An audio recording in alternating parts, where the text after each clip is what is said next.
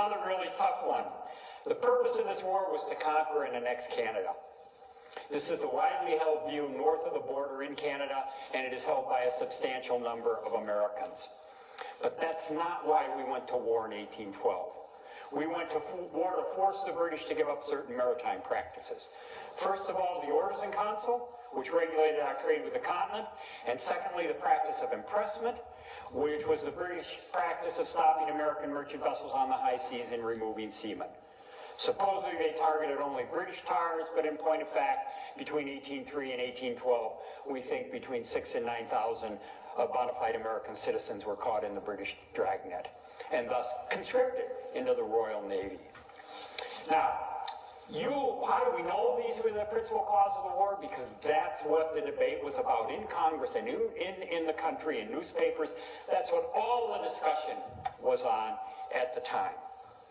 And after we went to war, President James Madison sent out peace feelers and telling the British we'll call off this war if you'll make concessions on these two issues. But we could not challenge the British on the high seas. We could only challenge them by targeting their North American provinces, and so we invaded Canada. And this led to the myth that the war really wasn't about maritime issues. Those were just a blind, but its real purpose was to conquer and annex Canada. But that simply isn't true. Our two leading Westerners at the time, Henry Clay, said Canada was not the end, but the means to secure redress of injuries on the maritime issues. And Andrew Jackson, there you can't imagine a more Western American, delivered a proclamation to his troops on the eve of war, and he doesn't say anything about Canada. He talks about how we've got to go to war to force the British to allow us to trade freely with Europe, and also to put an end to the impressment of American seamen. So the evidence is really overwhelming that this war was fought over maritime issues. Now, the reason that's a hard sell today is nobody today understands neutral rights.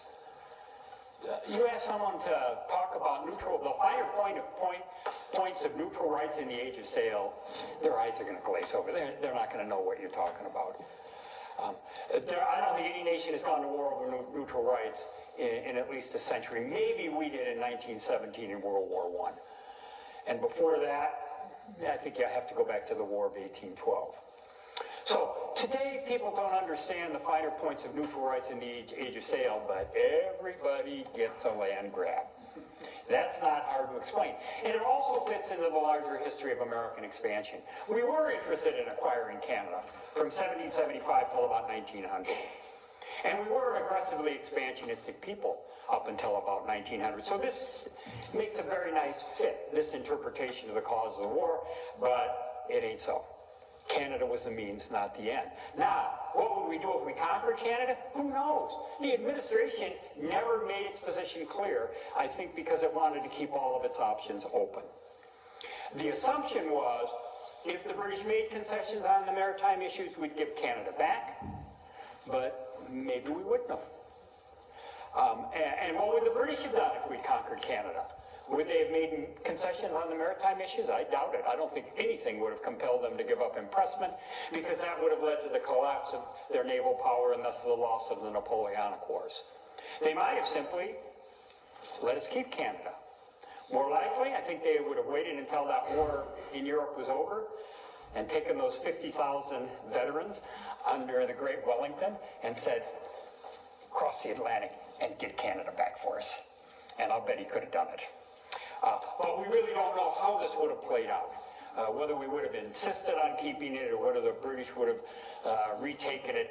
But it seemed pretty clear to me that Canada was the means and not the end. And that is a really hard sell north of the border.